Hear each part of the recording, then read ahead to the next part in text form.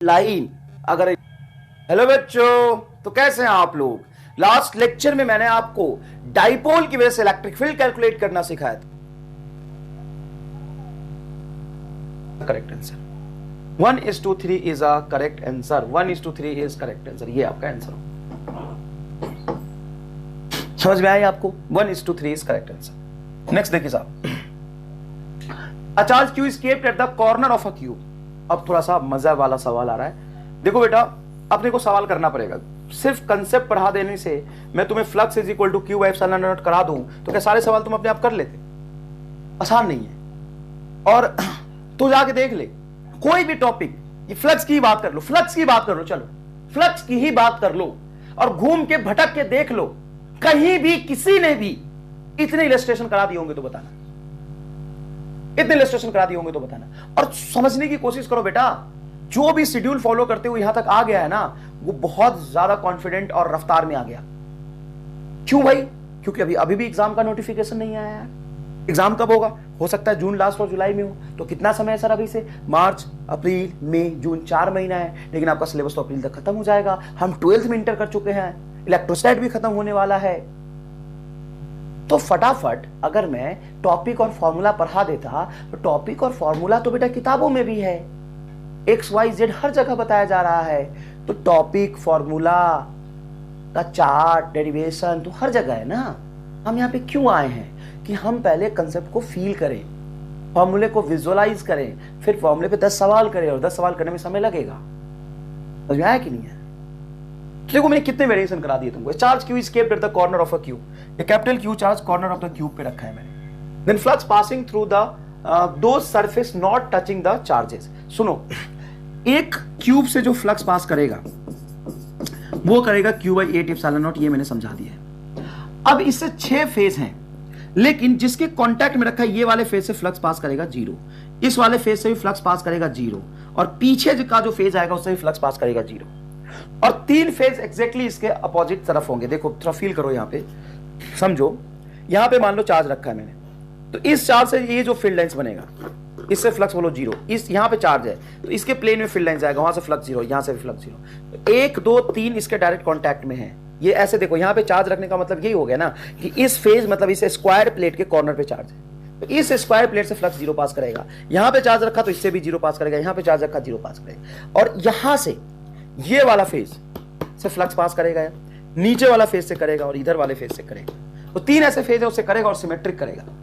तो कितना फ्लक्स हो जाएगा? इसका भी 1/3। 6 पार्ट नहीं बोल सकते, एक फेज से, और वो भी इससे जो डायरेक्ट टच में नहीं है, उस एक फेज से जो फ्लक्स पास करेगा Q by 8 epsilon not into 1/3। क्योंकि क्यूब में जो 3 फेज है वो फ्लक्स पास करा ही नहीं रहे, 3 ही फेज फ्लक्स पास कराएंगे। तो क्यू बाई 24 एप्सिलॉन नॉट, ये आपका आंसर हो जाएगा। दूसरी बात, ये नीट का पूछा हुआ सवाल है और तुक्का भी लगा सकते हैं बहुत आसानी से। क्यों? क्योंकि पूरे क्यूब से जा रहा है तुम्हारा क्यू बाई 8, तो उससे ज्यादा 6 तो होगा नहीं। अरे ऑप्शन गलत लिख दिया, ये यहाँ कुछ क्यू बाई एप्सिलॉन नॉट था, वो होगा नहीं, ये होगा नहीं। क्यू बाई 8 एप्सिलॉन नॉट तो पूरे क्यूब से जा रहा है, तो एक फेज से कम ही जाएगा, और 24 epsilon naught is the correct answer. Logically भी देख सकते हैं। नेक्स्ट देखिए, एआईपीएमटी का पूछा हुआ सवाल है। सवाल पढ़िएगा please. A hollow cylinder has a charge q.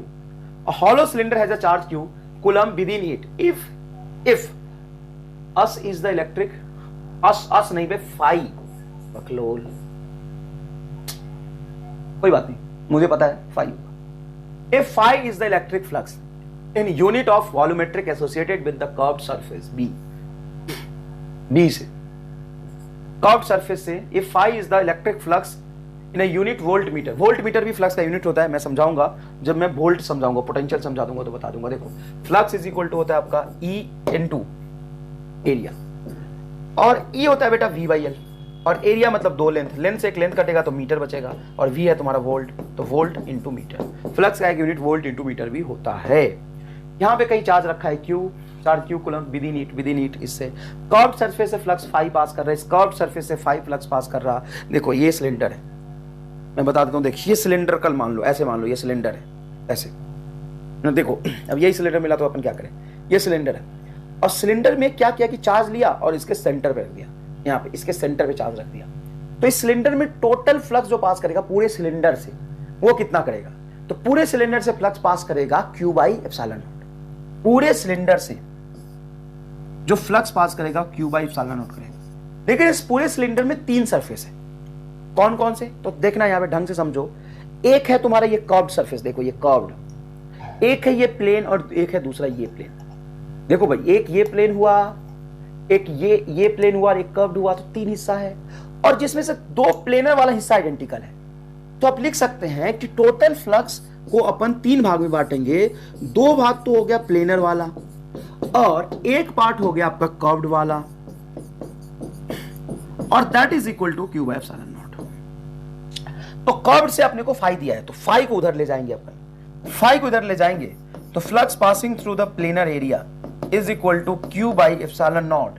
ये Q बाई, ये देखो Q by epsilon nought minus phi और बटा 1/2,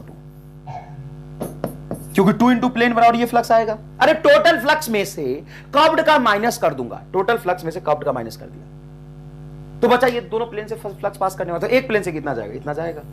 आंसर होगा कि देखो ये रहा Q epsilon nought minus phi into half. बहुत इजी है साहब, बहुत इजी है। अब अपन आ जाते हैं एप्लीकेशन ऑफ गॉस लॉ।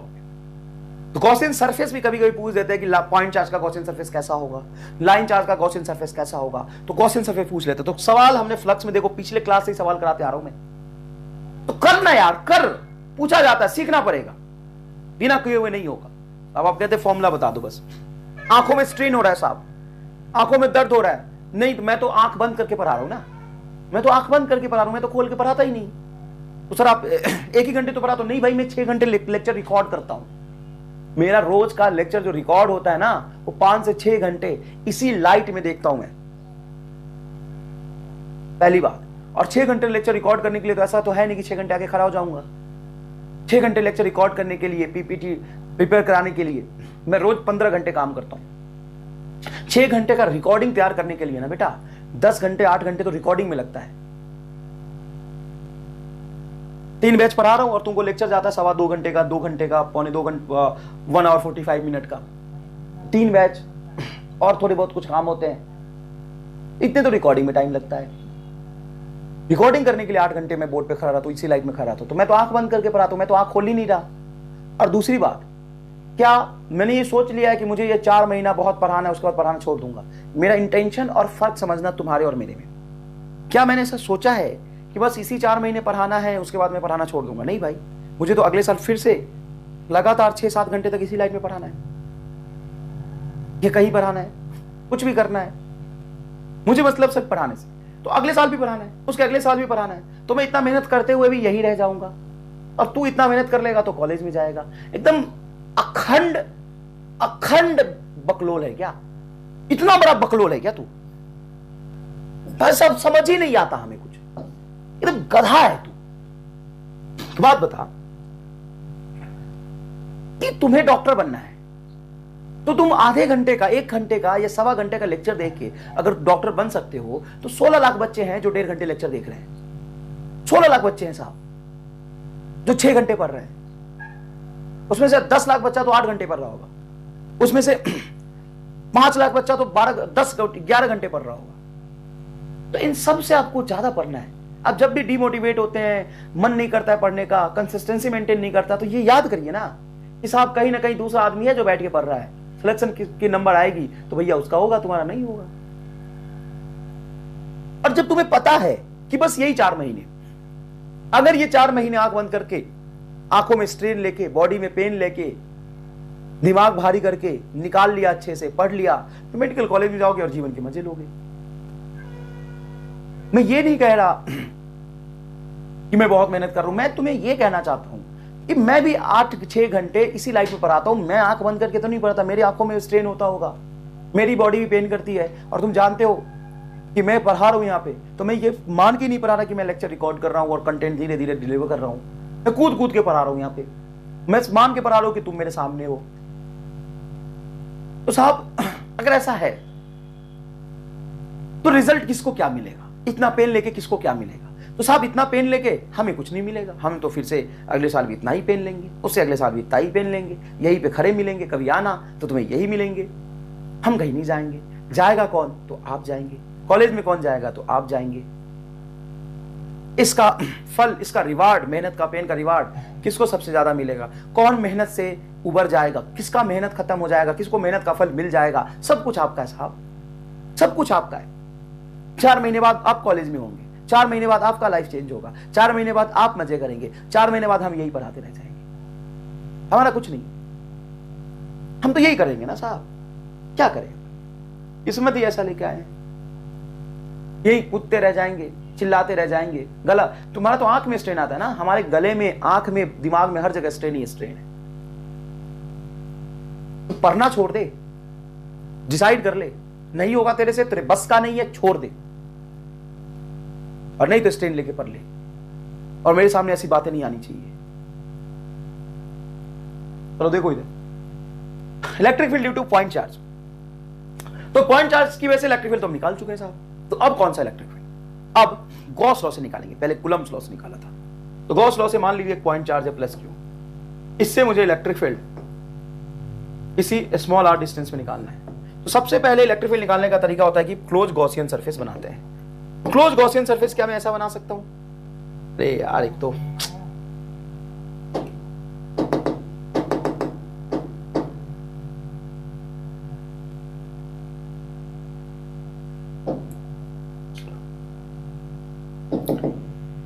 देखो प्लस क्यू चार्ज है, बस यही चाहिए था, और यहां से स्मॉल आर डिस्टेंस पे घेरने की जरूरत नहीं है, यहां से स्मॉल आर डिस्टेंस पे यहां मुझे इलेक्ट्रिक फील्ड निकालना है। तो क्या मैं ऐसा गॉसियन सरफेस बना सकता हूं जो चार्ज और इस पॉइंट दोनों से पास कर रहा हूं, नहीं, ये गलत गॉसियन सरफेस है। क्यों, क्योंकि चार्ज जिसकी वजह से आपको इलेक्ट्रिक फील्ड निकालना है, गॉसियन सरफेस उससे पास होता हुआ नहीं होना चाहिए। तो कहां से पास होता हुआ होना चाहिए, जहां पे आपको इलेक्ट्रिक फील्ड निकालना है। तो मान लीजिए यहां पे इलेक्ट्रिक फील्ड निकालना है, तो गॉसियन सरफेस ऐसा बना लेते हो, ये भी गॉसियन सरफेस गलत है, क्योंकि Gaussian surface that must be symmetric, अब तो स्फीयर सिमेट्रिक है ना, symmetric to the charge distribution. लिखिए, close Gaussian surface that must be passing through the point where electric field have to be calculate.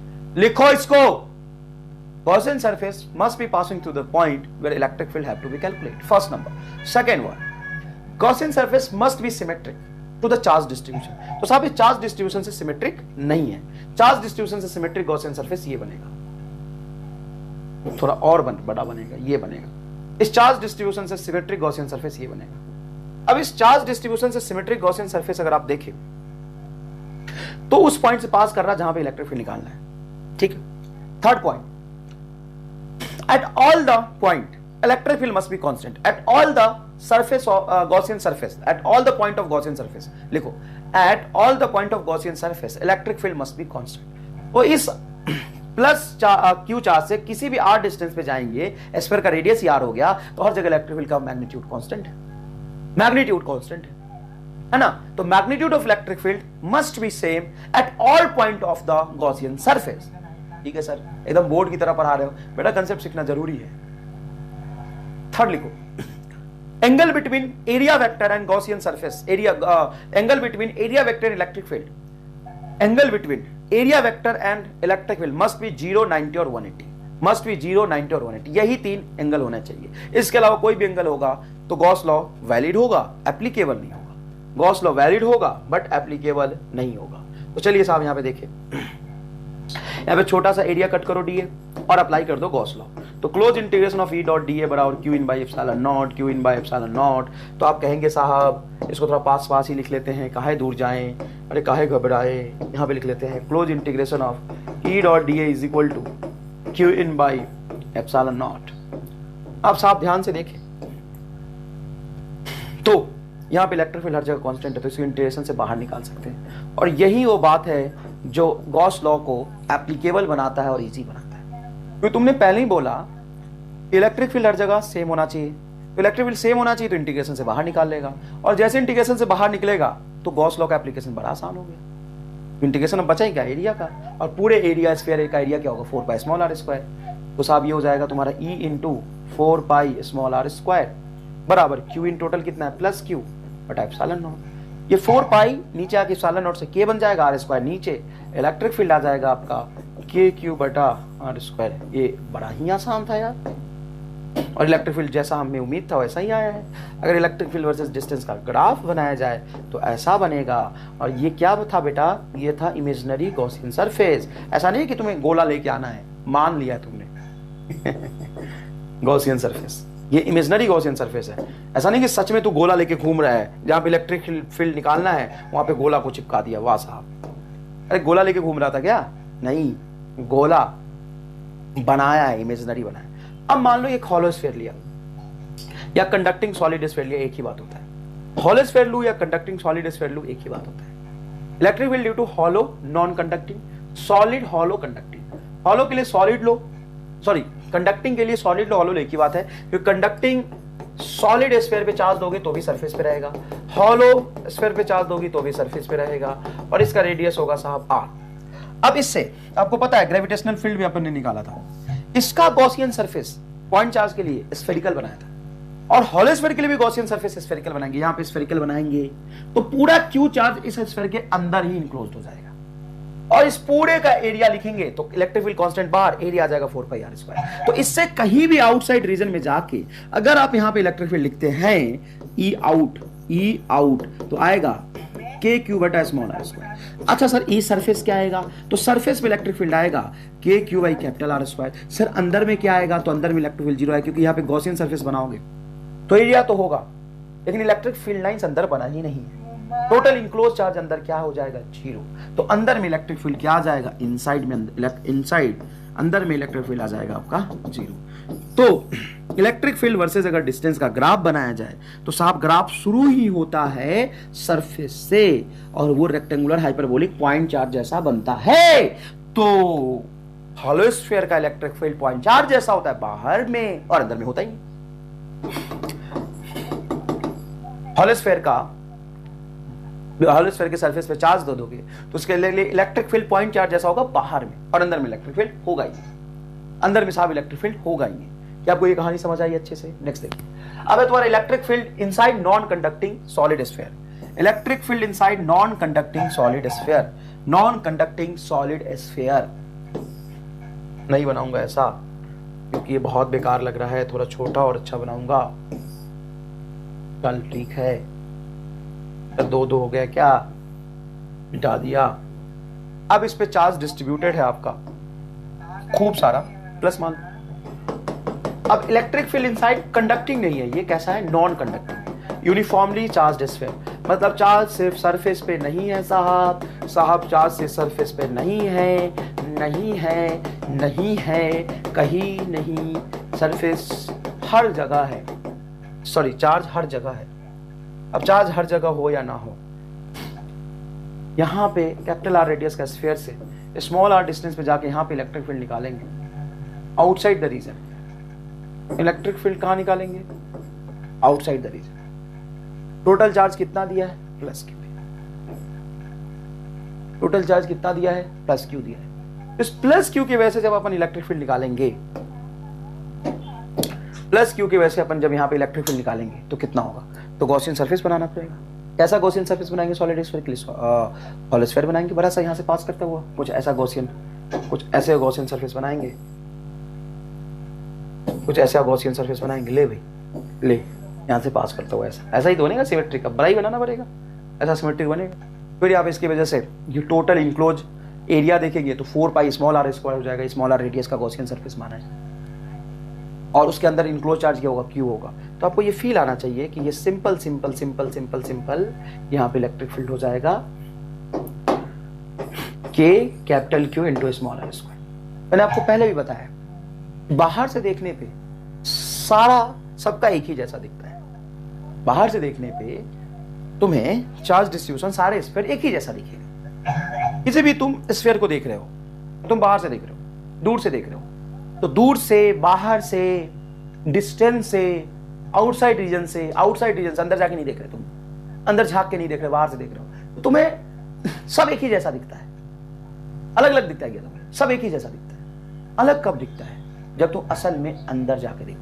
तो अंदर जाके देखोगे तो तुम्हें लगा अच्छा यहाँ तो चार्ज हर जगह है। अंदर जाके देखो तो अच्छा इस अंदर तो डिस्ट्रीब्यूशन शेप अलग है, बाहर से तो अब एक ही जैसा दिखता है। तो पॉइंट जैसा हो या हॉलो स्फीयर हो या सॉलिड स्फीयर हो, बाहर से देखने से नहीं पता चलता।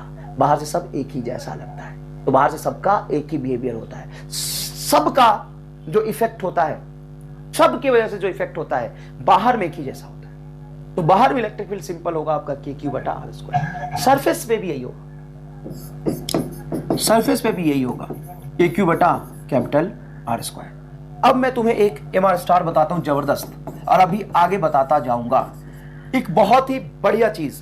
ध्यान से सुनना और पेन उठा के अपने अपने रीजनल लैंग्वेज में, रीजनल लैंग्वेज में लिखना। चाहे तुम्हारी रीजनल लैंग्वेज भोजपुरी हो या मराठी हो या गुजराती हो या इंग्लिश हो, है ना, अपने अपने रीजनल लैंग्वेज में लिखना जो मैं कह रहा हूं। सुनना, हम किसी भी तरह के फील्ड की बात करें,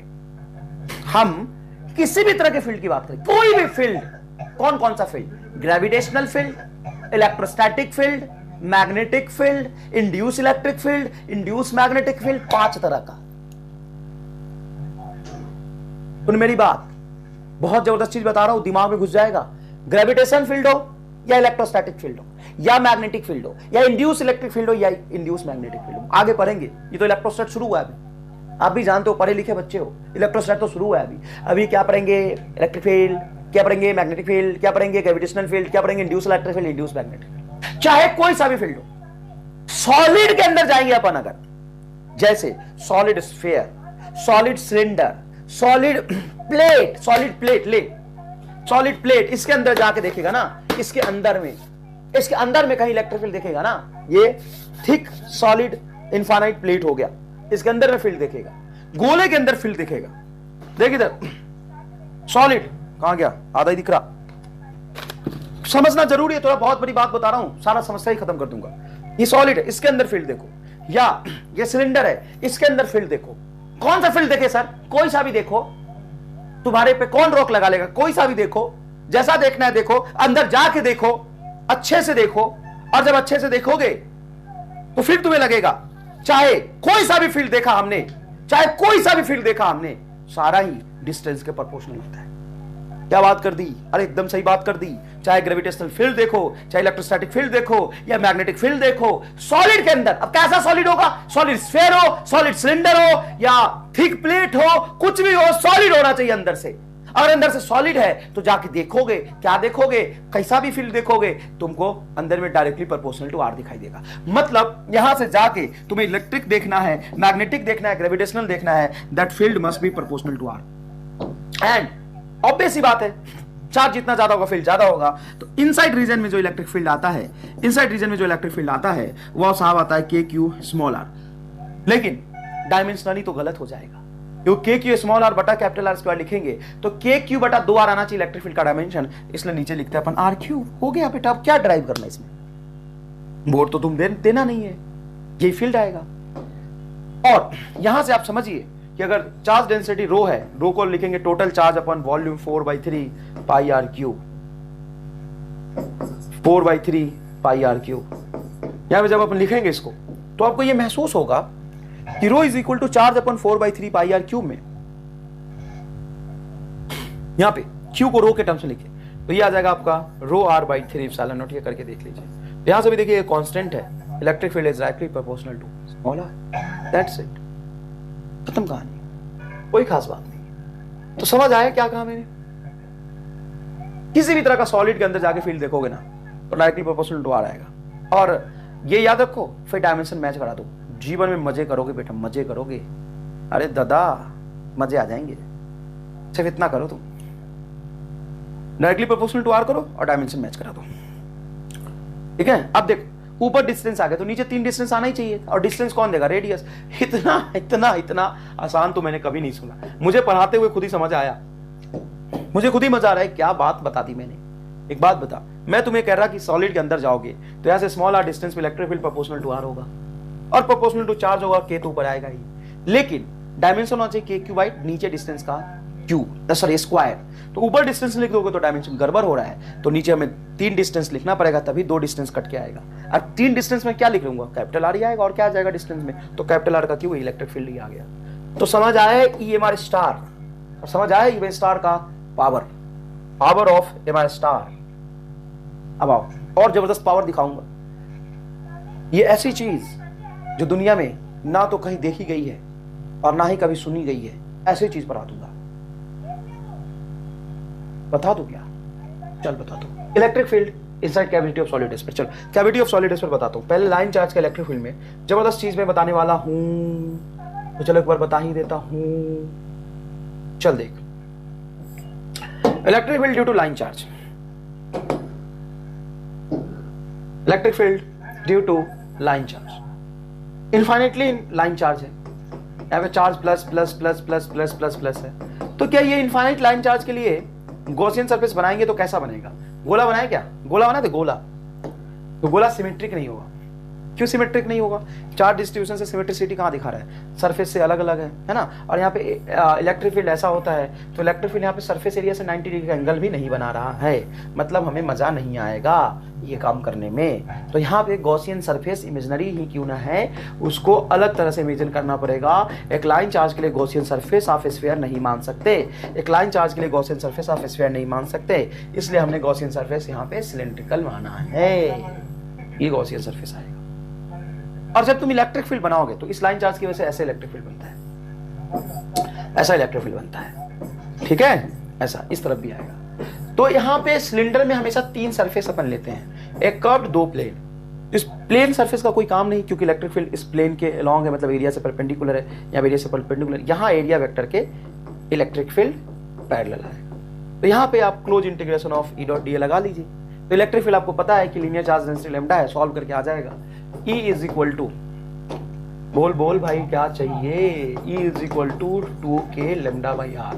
ये आ गया इलेक्ट्रिक। आप एक बार कर लीजिए इसको, चलो मैं कर देता हूं यार, छोड़। तो इसके लिए तू गॉसियन सरफेस लगाएगा, तो close integration of E dot D बराबर Q in by epsilon not. चल एक लाइन करते हैं, समझ आएगा थोड़ा। तो साहब एक बात बताइए, और सुन, ये जो मैं चीज सिखा रहा हूं ना, एक बार तू इंटीग्रेशन करके देखेगा ना, गॉस लगा के देखेगा ना, तभी समझ आएगा। तो क्या अभी आएगा, अभी आएगा, और आंखें ऐसी खोलेगा कि कभी बंद ना हो पाएगा। देख जो स्ट्रेन हो रहा है ना, तो फोड़ दूंगा उस आंख को। Close integration of E dot D is equal to Q in by epsilon nought. ठीक है बेटा, ठीक है। तो E dot D is equal to Q in by epsilon not. तो अब क्या करें साहब? तो सर इसको इंटीग्रेट करिए, करेंगे करेंगे 3 पार्ट में करेंगे, एक सरफेस ये, दूसरा सरफेस ये, और तीसरा कर्व सरफेस ये। जब इसको 3 पार्ट में इंटीग्रेट करेंगे तो ये वाला पार्ट और ये वाला पार्ट तो 0 हो जाएगा, पार्ट बचेगा कौन? ये वाला। तो एक ही पार्ट का इंटीग्रेशन होगा, जहां पे इलेक्ट्रिक फील्ड हर जगह कांस्टेंट है, तो क्लोज इंटीग्रेशन ऑफ डी। और क्लोज टोटल इनक्लोज चार्ज जो होगा, lambda is the charge per unit length, और मान लो यहां से यहां तक लेंथ है सिलेंडर का L, तो कितने चार्ज इनक्लोज होंगे? लैम्डा L, क्योंकि लाइन चार्ज है। तो टोटल इनक्लोज चार्ज आ जाएगा आपका लैम्डा L बटा एप्सिलॉन नॉट। एरिया क्या होगा? एरिया होगा इसका, मान लीजिए r डिस्टेंस पे आप इलेक्ट्रिक फील्ड निकाल रहे थे, ये होगा circumference 2 pi r into length L, ये तो कर्व सरफेस का एरिया होगा। तो 2 पाई r L लिखेंगे, तो E इज इक्वल टू होगा 2 pi r into L is equal to lambda L बटा एप्सिलॉन। तो साहब यहां से क्या कटेगा? तो सर L से L कटेगा और लैम्डा नहीं कटेगा, तो E इज इक्वल टू आ जाएगा लैम्डा बटा 2 पाई एप्सिलॉन नॉट इनटू r। 2 से मल्टीप्लाई और 2 से अगर अपन डिवाइड कर देते हैं, 2 से मल्टीप्लाई और 2 से डिवाइड कर देते हैं, तो 1/4 pi epsilon naught, 1/4 pi epsilon naught आ जाएगा k लैम्डा बटा, सॉरी 2 से मल्टीप्लाई करेंगे तो 4 पाई एप्सिलॉन नॉट k हो जाएगा, ऊपर 2 भी बचेगा, तो 2 k लैम्डा बाई r। तो ये ऐसा नहीं कि इलेक्ट्रिक फील्ड आपको पता नहीं था, लेकिन यहां से एक ऐसी चीज बताऊंगा ना कि मजा आएगा, इसलिए मैंने यहाँ पे कष्ट कराया आपसे थोड़ा सा। तो लाइन चार्ज के लिए इलेक्ट्रिक फील्ड क्या होता है? 2 k लैम्डा बाई r। चलो ठीक है, मैं चाहता ना तो लाइन चार्ज का इलेक्ट्रिक फील्ड लिख के इनफाइनाइट लाइन चार्ज का 2 सवाल करा देता, अभी कराऊंगा, खत्म हो जाता।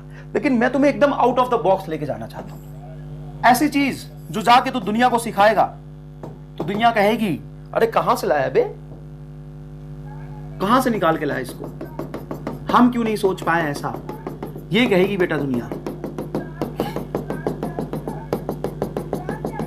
एक हॉलो सिलेंडर है, हॉलो सिलेंडर में जो चार्ज डेंसिटी होगा वो होगा आपका सिग्मा, सरफेस चार्ज डेंसिटी, और हॉलो सिलेंडर का रेडियस है कैपिटल R, और ये इनफाइनाइटली लार्ज हॉलो सिलेंडर है। Electric field due to infinite hollow cylinder, क्योंकि फाइनाइट अपन लेते ही नहीं, यहाँ पे फाइनाइट का पढ़ना ही नहीं अपने को, और फाइनाइट का निकाल भी नहीं सकते गॉस लॉ से, क्योंकि गॉस लॉ से फाइनाइट की वजह से आप गॉसियन सरफेस ही नहीं बना पाएंगे। तो चलिए अब देखें, तो ये रहा एक्सिस, और बहुत इजी बात है कि अंदर से कहीं स्मॉल आर डिस्टेंस पे जाके देखोगे तो इनसाइड रीजन में इलेक्ट्रिक फील्ड जीरो आएगा। क्यों? क्योंकि यहाँ पे सिलेंड्रिकल गॉसियन सरफेस मानोगे भी तो अंदर में चार्ज इनक्लोज नहीं होगा, फील्ड लाइंस बनेगा, क्योंकि सरफेस पे चार्ज सारा डिस्ट्रीब्यूटेड है, तो अंदर पे आएगा जीरो। अब यहां से कहीं भी स्मॉल आर डिस्टेंस पे जाके मुझे इलेक्ट्रिक फील्ड लिखना है, स्मॉल आर डिस्टेंस पे जाके मुझे इलेक्ट्रिक फील्ड लिखना है। इलेक्ट्रिक फील्ड क्या होगा? तो सिग्मा के टर्म्स में होगा। नहीं लिखूंगा 2k लैम्डा बाई आर। तू कहेगा sir 2k lambda by are, यहाँ पे लैम्डा जैसा तो कोई चीज ही नहीं है। अरे भाई था ना पहले लाइन, उसी लाइन पे जो क्यू चार्ज था लिनियरली डिस्ट्रीब्यूटेड, उसको सरफेस पे डाल दिया, यही तो किया है। तो लैम्डा और सिग्मा में रिलेशन निकालूंगा एक लाइन में और अगली लाइन में आंसर लिखूंगा। यही है वो इमार स्टार, इसी को कहते हैं इमार स्टार।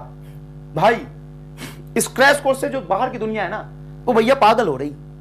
बच्चे पूछते हैं दूसरे बच्चों से, सर ये एमआर स्टार है क्या, प्लीज एक्सप्लेन दिस।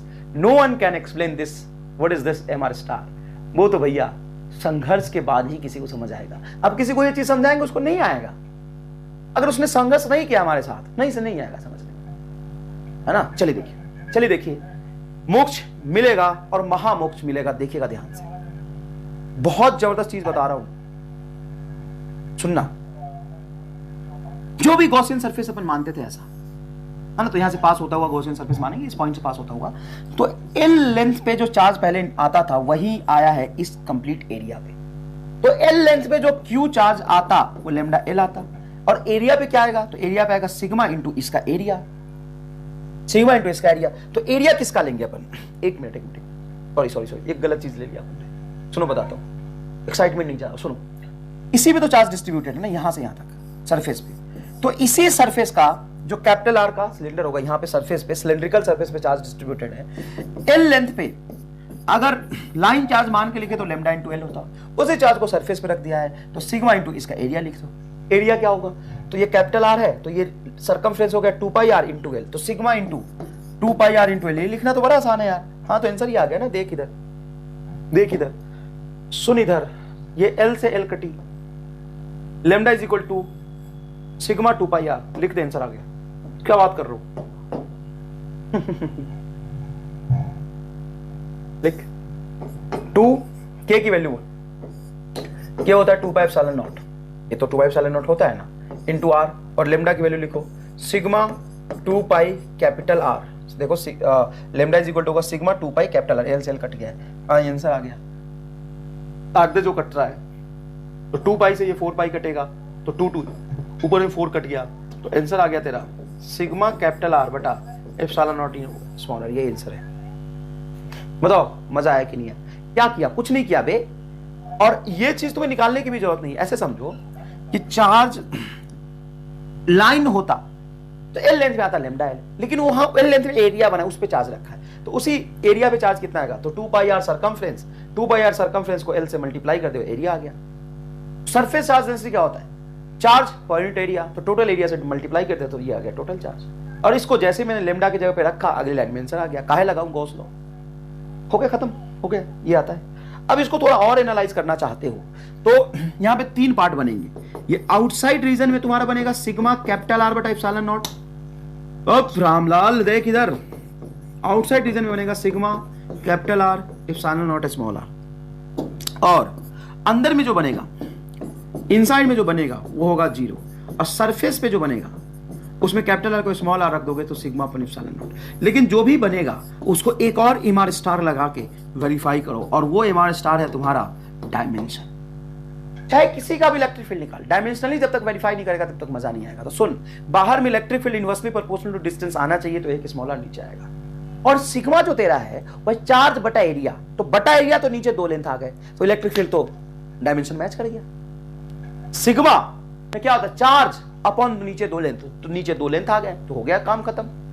तो नीचे एक एक्स्ट्रा लेंथ आया तो ऊपर एक एक्स्ट्रा लेंथ आया, लेंथ कैपिटल आर बटा स्मॉल आर, लेंथ से लेंथ कटेगा, डायमेंशनली कट गया। तो सिग्मा के साथ खुद ही नीचे 2 लेंथ है, तो डायमेंशनली मैच करा रहा है, इसलिए ऐसा आया है।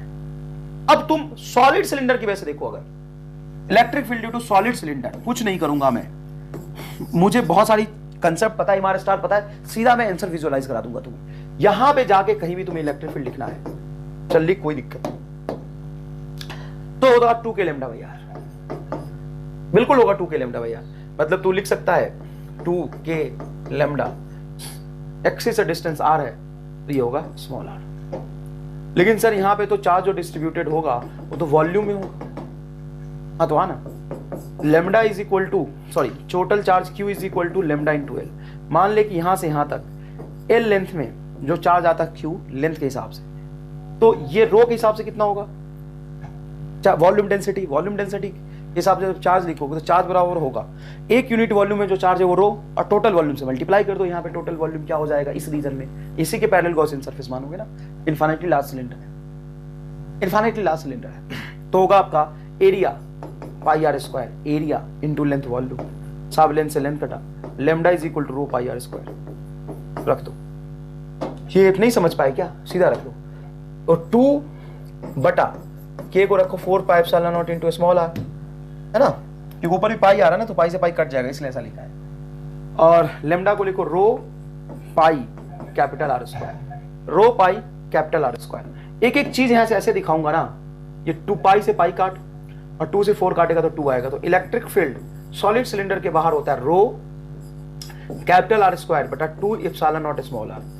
सुन ध्यान से, अच्छे से एकदम, यहां भी इलेक्ट्रिक फील्ड बाहर वाले रीजन में इनवर्सली प्रोपोर्शनल टू डिस्टेंस होगा।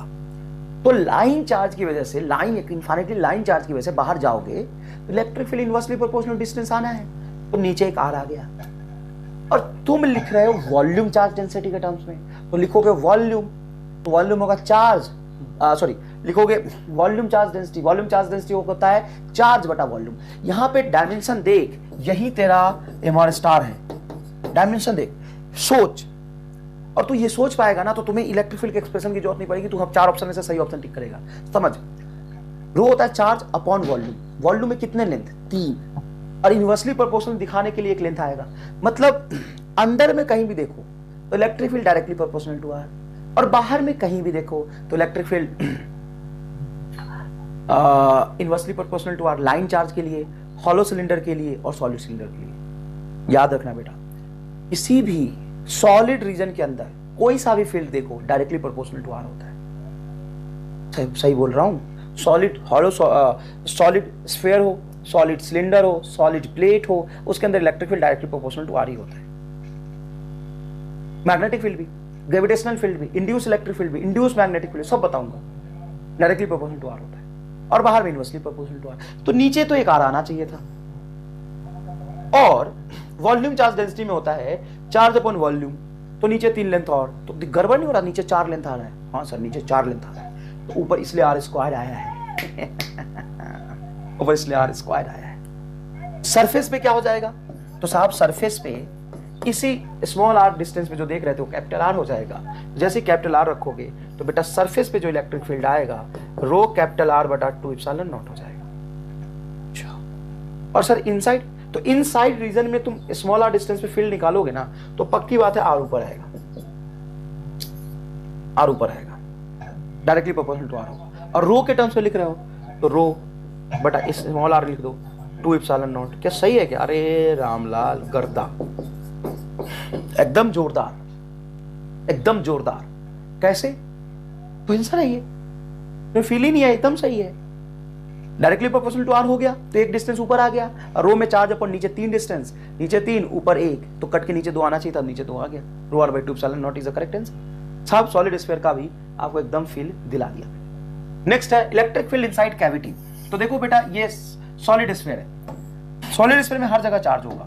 अब मान लो कि यहां पे कैपिटल आर का सॉलिड स्फीयर है, इससे आर नॉट डिस्टेंस पे जाके यहां पे एक कैविटी काट लिया, और उसके बाहर वाले रीजन में हर जगह चार्ज है आपका, बाहर वाले रीजन में हर जगह चार्ज है, ठीक है ना। अब आपको इलेक्ट्रिक फील्ड निकालना है कहीं यहां पे, तो आप यहां से आर डैश पे जाके इलेक्ट्रिक फील्ड निकालते हैं। ये इसको मैं आर ले लेता हूँ, स्मॉल आर ले लेता हूँ, और यहां से इस यहाँ पे इलेक्ट्रिक फील्ड आपको पी पॉइंट पे निकालना है। ये सेंटर है आपका कैविटी का, ये सेंटर है स्फीयर का।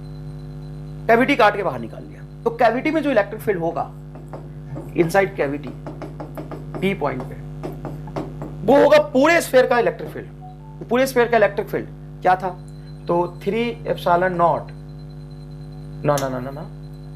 रो आर बाई 3 एप्सिलॉन नॉट। सुनिएगा, याद रखिएगा, सॉलिड स्फीयर के अंदर था rho R by 3 epsilon nought, और सॉलिड सिलेंडर के अंदर होता है rho R by 2 epsilon nought. देख इधर डायरेक्टली प्रोपोर्शनल टू आर होना है, सिलेंडर हो तो 2 और स्फीयर हो तो 3, तो 3 R by rho R by 3 epsilon nought. ये पूरा स्फीयर अगर कंप्लीट होता, कंप्लीट स्फीयर होता तो इतना आता, देखो ना। अच्छा नहीं, आर डैश आता, क्या था बोलो, 3 रो आर डैश वेक्टर बटा 3 एप्सिलॉन नॉट। क्यों सर? क्योंकि सेंटर से आर डैश डिस्टेंस पे इलेक्ट्रिक फील्ड निकालना है, तो पूरा स्फीयर कंप्लीट होता तो इतना था, लेकिन मैंने कैविटी काट के निकाल लिया है, तो जितना कैविटी की वजह से इलेक्ट्रिक फील्ड कम होगा उसको अपन माइनस कर लेते हैं। तो कितना कम होगा? तो अंदर में सॉलिड स्फीयर के अंदर कैविटी के अंदर वाले पॉइंट है, तो ये वाला डिस्टेंस हो जाएगा तेरा, मान ले R0, तो ये हो जाएगा R0 बटा 3 एप्सिलॉन नॉट, है ना। यहां से ये डिस्टेंस मान लिया अपन ने R0। तो R डैश को R और R0 के टर्म से बहुत आसानी से लिख सकते हैं, capital R vector plus R0 vector, ये फर्स्ट वेक्टर, ये सेकंड वेक्टर, ये हो जाएगा आपका R डैश। तो R डैश को यहाँ पे लिखेंगे आप रो बटा 3 एप्सिलॉन नॉट, बाहर निकाल लीजिए, अंदर में आएगा R डैश की value capital R plus R0 minus यहां से आ जाएगा आपका माइनस R0, तो ये R0 से R0 कैंसिल हो जाएगा, देखो ना R0 से R0 कैंसिल हो जाएगा तो R बचेगा, तो आएगा रो R बाई 3 एप्सिलॉन नॉट। तो सर ये तो कैविटी का रेडियस है क्या? नहीं, कैविटी का रेडियस नहीं है सर। ये कैविटी का सेंटर और हॉलो स्फीयर के सेंटर का डिस्टेंस है क्या? हाँ। सॉलिड स्फीयर का सेंटर नहीं, यहां से आर डैश पे निकाला वो भी नहीं है, तो तुम कहीं भी जाके निकालोगे रो आर बाई 3 एप्सिलॉन नॉट आएगा। मतलब ये जो इलेक्ट्रिक फील्ड है कैविटी के अंदर है, कैविटी के अंदर सारे पॉइंट होगा, inside cavity at all point, inside cavity at all point, cavity के अंदर हर जगह यही इलेक्ट्रिक फील्ड आएगा। Electric field due to conducting plate, है ना, कंडक्टिंग प्लेट की वजह से इलेक्ट्रिक फील्ड। तो बेटा ध्यान से समझिएगा, ये कंडक्टिंग प्लेट है, इनफाइनाइट लार्ज कंडक्टिंग प्लेट है। Electric field due to infinite conducting plate, electric field due to infinite conducting plate, ऐसा बनेगा। है इनफाइनाइट, लेकिन अभी इसको मैंने फाइनाइट दिखाया है ना, तो ऐसा प्लेट बनेगा। इस प्लेट से कहीं भी आर डिस्टेंस पे जाके इलेक्ट्रिक फील्ड अगर आप निकालते हैं, यहाँ पे जाके कहीं भी इलेक्ट्रिक फील्ड निकालते हैं, तो आपको एक गॉसियन सरफेस बनाना पड़ेगा, और यहाँ पे गॉसियन सरफेस इस तरह का सिलिंड्रिकल फॉर्म में आप बनाएंगे। तो इसके सरफेस पे इधर भी इस सरफेस पे चार्ज होगा, और उस तरफ से भी यहाँ पे इस सरफेस पे कुछ चार्ज होगा। सर कंडक्टिंग प्लेट के सरफेस पे चार्ज होगा, सरफेस चार्ज डेंसिटी मान लेते हैं इसका सिग्मा, और इलेक्ट्रिक फील्ड लाइंस ऐसे होगा, इसका क्रॉस सेक्शन एरिया ए मान लेते हैं। यहाँ पे जब आप गॉस लॉ लगाएंगे तो close integration of E dot A बराबर Q in by epsilon not. तो साहब यहाँ पे जो इलेक्ट्रिक फील्ड होगा कांस्टेंट होगा, तो ई बाहर आएगा, इधर एरिया ए, और इस तरफ भी इलेक्ट्रिक फील्ड इधर होगा और एरिया बाहर होगा। तो इलेक्ट्रिक फील्ड और एरिया के बीच में एंगल बताइए, 0 डिग्री। यहाँ पे इलेक्ट्रिक फील्ड और एरिया के बीच में एंगल बताइए, क्योंकि पॉजिटिव चार्ज से बाहर की तरफ इलेक्ट्रिक फील्ड जाएगा। तो ये हो जाएगा साहब आपका 2EA, सॉरी ए बाहर into area 2A is equal to total enclose charge. तो इसका एरिया ए है और charge dense per unit area sigma है, तो सिग्मा है, और इधर भी सरफेस पे आएगा सिग्मा है, दो तरफ आएगा आपका 2 सिग्मा ए बटा एप्सिलॉन नॉट, बटा 2A से 2A कट जाएगा, तो इलेक्ट्रिक फील्ड आ जाएगा आपका E is equal to sigma upon epsilon not. तो बेटा हमने इलेक्ट्रिक फील्ड देखा पॉइंट चार्ज का, हॉलो स्फीयर का, सॉलिड स्फीयर का, लाइन चार्ज का। हर टॉपिक गिनेगा ना तो तुम्हें 15 मिनट लगेगा, टॉपिक सारा गिन के लिख ले एक बार, तुम्हें 15 मिनट लगेगा सारे टॉपिक को रिकॉल करके लिखने में। था पढ़ने में 2 घंटा नहीं लगेगा, छोड़ दूं या ना समझाओ बता, है ना। तो अदरवाइज मतलब मैं तो ये समझा रहा हूं बस। और देखो E इज इक्वल टू होगा आपका सिग्मा अपॉन एप्सिलॉन नॉट, ठीक है सर। तो point charge, line charge, hollow sphere, solid sphere, hollow cylinder, solid cylinder, सबका इलेक्ट्रिक फील्ड लेगा, सॉलिड स्फीयर के कैविटी में लेगा, और एक प्लेट का देख रहे हैं। इन सब में से यूनिफॉर्म इलेक्ट्रिक फील्ड किसका है, जो डिस्टेंस के साथ या हर जगह पे एक समान हो, सिर्फ 2 ही का। सॉलिड स्फीयर के कैविटी में, सॉलिड स्फीयर के कैविटी में और कंडक्टिंग प्लेट के लिए uniform electric field does not depends upon distance, does not depends on distance. ये डिस्टेंस पे साफ डिपेंड नहीं कर रहा। अब electric field due to infinitely large non conducting, या सिंपल लिखाओ सीट या प्लेट, सीट, प्लेट या नॉन कंडक्टिंग सीट, कुछ भी लिखाओ, सिंपल प्लेट लिख देना, थिन प्लेट लिख देना, तो नॉन कंडक्टिंग होता है, ऐसा है। अब इसके वजह से इलेक्ट्रिक फील्ड निकालोगे ना, तो यहाँ पे एक ही डिफरेंस आएगा, क्योंकि ए सिग्मा में चार्ज डेंसिटी सिग्मा है, तो यहाँ पे एरिया इंक्लूड होगा, यहाँ वाला बस एक एरिया आएगा, क्योंकि एकदम थिन सीट है। पहले क्या था कि ऐसा है तो सिलेंडर जब बनाओगे तो इसके सरफेस पे भी चार्ज है और यहां भी चार्ज है, तो दोनों तरफ चार्ज आया था। तो इनक्लोज चार्ज में सिग्मा ए 2 बार आ गया था।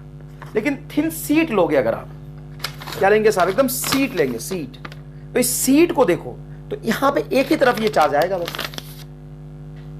तो क्लोज इंटीग्रेशन ऑफ ई, तो यहां पे भी ई है और वहां पे भी ये, तो 2E और इनक्लोज चार्ज में सिंपल आएगा सिग्मा ए बटा एप्सिलॉन नॉट। सब ए से ए कटेगा, ई इज इक्वल टू आ जाएगा सिग्मा अपॉन 2 एप्सिलॉन नॉट। तो सीट या नॉन कंडक्टिंग प्लेट हो तो उसके वजह से इलेक्ट्रिक फील्ड कंडक्टिंग प्लेट के कंपेयर में आधा आता है और वो होता है sigma upon 2 epsilon not. Sigma upon 2 epsilon not. देखिए सवाल, electric field due to infinite non conducting sheet of surface charge density, तो sigma upon 2 epsilon naught is a correct answer. Sheet लिखा हो तो सिग्मा अपॉन 2 एप्सिलॉन नॉट ही होता है।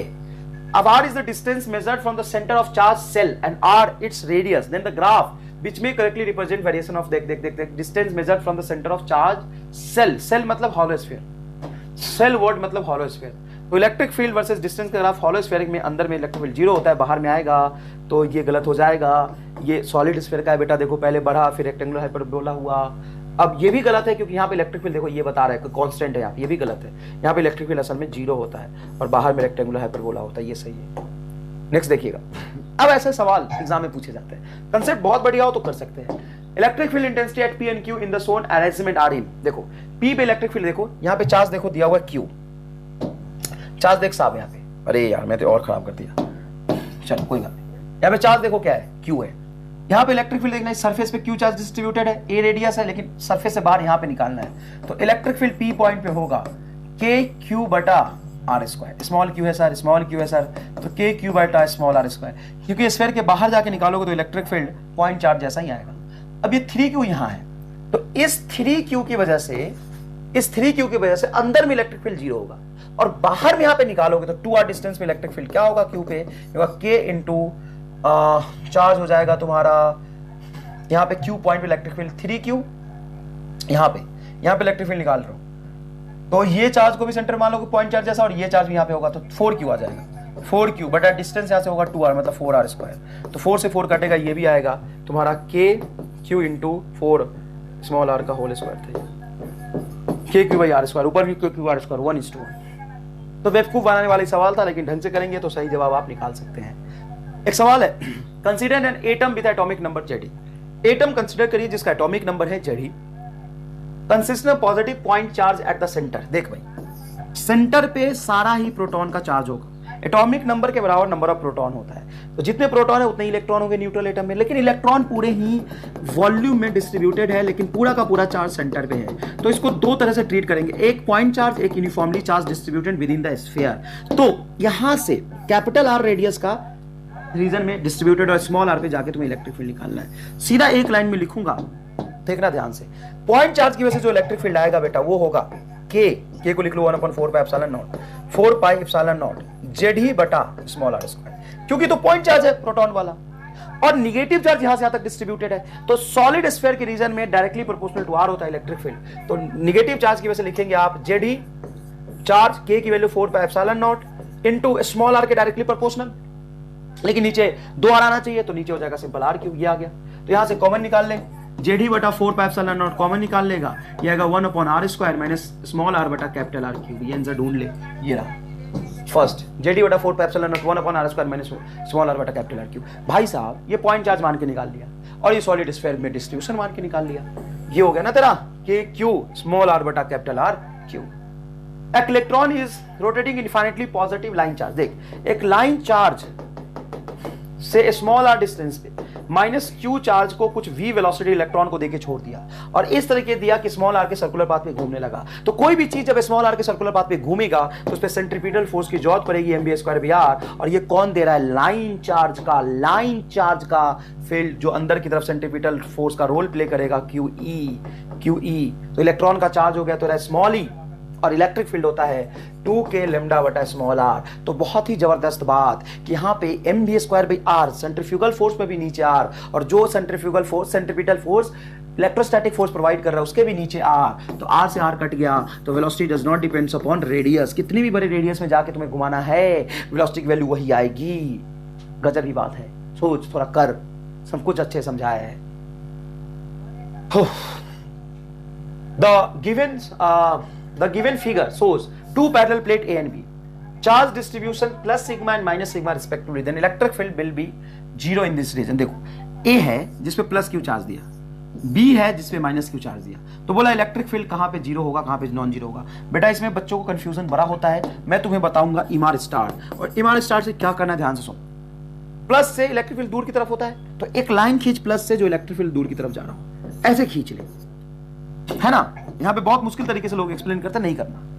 अब यहां से इलेक्ट्रिक फील्ड दूर की तरफ जाएगा, बना ले, और माइनस क्यू की वजह से इस रीजन में इलेक्ट्रिक फील्ड इसकी तरफ आएगा, बना ले।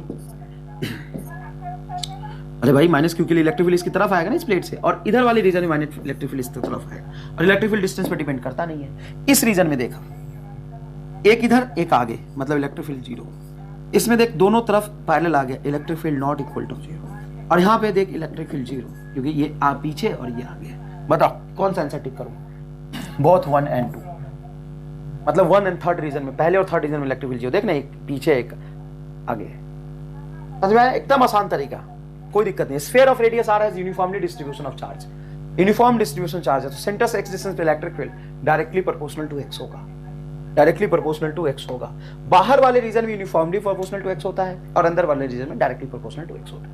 Electric field at a distance 20 centimetre from the centre of A uniformly charged sphere, non conducting sphere of radius 10 centimetre, सब 10 सेंटीमीटर है। Uniformly charge non conducting sphere of radius 10 centimetre, non conducting sphere of radius 10 centimetre, ठीक है, okay. Electric field at a distance 20 centimetre from centre of uniformly charge non conducting sphere is 10 centimetre, मतलब यहां पे electric field है तेरा, क्या दिया electric field? Electric field at distance 20 centimetre from the centre of uniformly charge non conducting sphere radius 10 ई की value होगी के क्यू बटा 20 सेंटीमीटर का होल स्क्वायर। ये बाहर में पॉइंट चार्ज मान के मानेंगे, और पॉइंट चार्ज कहां मानेंगे? सेंटर पे मानेंगे। अब कह रहा है यहां से 5 सेंटीमीटर बताओ। अगर सॉलिड स्फीयर होता ना तो डायरेक्टली इलेक्ट्रिक फील्ड में 0 कर देता, लेकिन ये सॉलिड स्फीयर नहीं है, ये नॉन यूनिफॉर्मली चार्ज्ड स्फीयर है, sorry uniformly charged non conducting sphere है, मतलब यहां से यहां तक चार्ज यूनिफॉर्म है। यहां पे जो इलेक्ट्रिक फील्ड होगा वो होगा के क्यू 5 सेंटीमीटर बटा 20 सेंटीमीटर का क्यूब। 20 सेंटीमीटर के क्यूब को आप लिखेंगे 20 सेंटीमीटर का स्क्वायर इंटू 20 सेंटीमीटर, हाँ लिख सकते हैं सर। तो के क्यू बटा 20 सेंटीमीटर का स्क्वायर तो ई होगा, और सर ये ई होगा,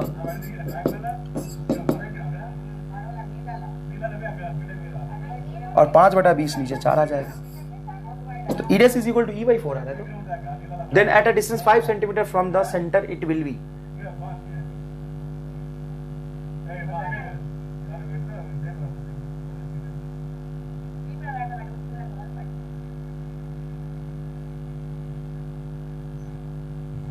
हाँ तो 20 का क्यूब आया है और 5, तो ई बाई 4 ही आएगा ना यार, ऑप्शन में गलत लिख दिया इन्होंने, 4 करना था, ई बाई 4 होगा।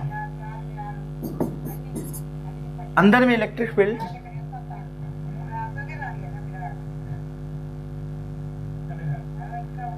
एक मिनट मैं देख लेता हूं, कुछ गड़बड़ तो नहीं कर रहा मैं, सॉरी, देख लेता हूं बेटा। यहां पे बाहर में इलेक्ट्रिक फील्ड मैं ई लिखता हूं, तो ई होगा बेटा आपका अरे रे सॉरी आई एम सॉरी, गलत हो गया, मेरे से गलत हो गया। यहाँ पे जो इलेक्ट्रिक फील्ड होगा, कई बच्चे हंस रहे होंगे, अरे मास्टर गलत कर रहा है यहाँ पे, मैं बताता हूँ। यहाँ पे जो इलेक्ट्रिक फील्ड अपन लिख रहे थे वो होगा आपका के क्यू बाई 20 का होल स्क्वायर, एकदम सही लिखा था। यहाँ पे जो इलेक्ट्रिक फील्ड लिख रहे थे वो होगा आपका के क्यू इंटू स्मॉल आर मतलब 5 सेंटीमीटर इंटू कैपिटल आर का क्यूब जो कि 10 सेंटीमीटर है, 10 सेंटीमीटर का क्यूब लिख रहे थे अपन। ये आपका फॉर्मूला आ गया। अब आप यहाँ से निकालो, सॉरी गलत हो रहा था, यहाँ पे 20 सेंटीमीटर थोड़ी ना होता है, इलेक्ट्रिक फील्ड का फॉर्मूला होता है अंदर में के क्यू स्मॉल आर बटा कैपिटल आर का क्यूब, और कैपिटल आर में से 10 है, कैपिटल आर में सिर्फ 10 है, ठीक है ना। तो अब निकाल लो, यहाँ से दोनों को डिवाइड कर दो, कुछ नहीं करना, देखो बेटा यहाँ पे क्यू है ना, दोनों को डिवाइड कर दो, के क्यू से के क्यू कैंसिल हो जाएगा, ये आपका ईरेस बहुत आराम से आ जाएगा। 10 सेंटीमीटर का क्यूब, यूनिट का ध्यान रखना, आ जाएगा बेटा, कोई खास बात नहीं। गलती कहाँ हो रही थी मैंने बता दिया। Small sphere of mass M and charge Q, देखो एक प्लेट है, ये एक थिक प्लेट है। Small sphere of mass m and charge q is hung from the silk thread at a angle theta with the surface of vertical charged conducting plate, vertical charged of conducting plate, समझ में आया। और यहाँ पे charge q है, इसका मास m है, तो बोला ये थीटा कितना बनेगा बताओ, नहीं थीटा दे दिया, then the equilibrium of sphere, then surface charge density क्या है इसका, वो बोला है सरफेस चार्ज डेंसिटी। तो तुमने यहाँ से हैंग कर दिया, तो यहाँ पे होगा टेंशन टी, नीचे होगा mg और इधर होगा तुम्हारा fe। इस प्लेट की वजह से जो रिपल्सिव फोर्स लगेगा। और इस तरह के केस में डायरेक्ट तुम लिख सकते हो tan थीटा बराबर fe बाई mg, नहीं डायरेक्ट लिखोगे तो सॉल्व करके यही आएगा। fe की वैल्यू क्या होती है? QE। इसका चार्ज है बेटा Q, और यहाँ पे जो इलेक्ट्रिक फील्ड आएगा वो आएगा सिग्मा बटा एप्सिलॉन नॉट, नीचे mg is equal to tan theta. तो सिग्मा बराबर आ जाएगा mg tan थीटा, सिग्मा बराबर mg tan theta epsilon nought बटा Q।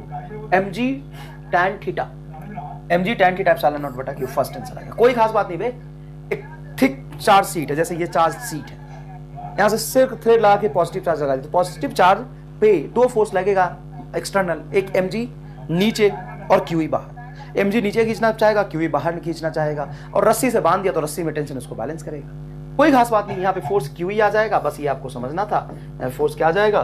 QE आ जाएगा, बस ये आपको समझना था। Gauss law can help in easily calculation of electric field, moving charge only, any charge configuration, any symmetric charge configuration, some special symmetric charge configuration नहीं, any charge some special symmetric charge configuration.